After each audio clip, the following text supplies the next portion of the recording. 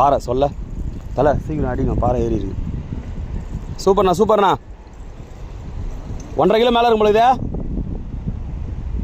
தலை 1.5 கிலோ இருக்குமா? பொறுமையாக ஹேண்டில் பண்ணுங்க. பக்கத்தில் அடிச்சிச்சு பாரு. தூக்குங்க.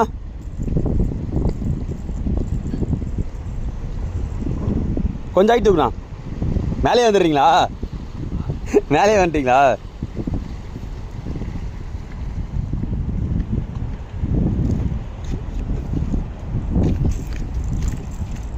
பரவாயில்ல.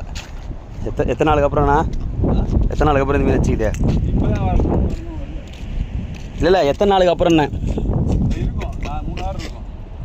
மீன் அடிக்காமல் நீங்கள் மீன் வச்சுக்கிறீங்க? பரவாயில்ல.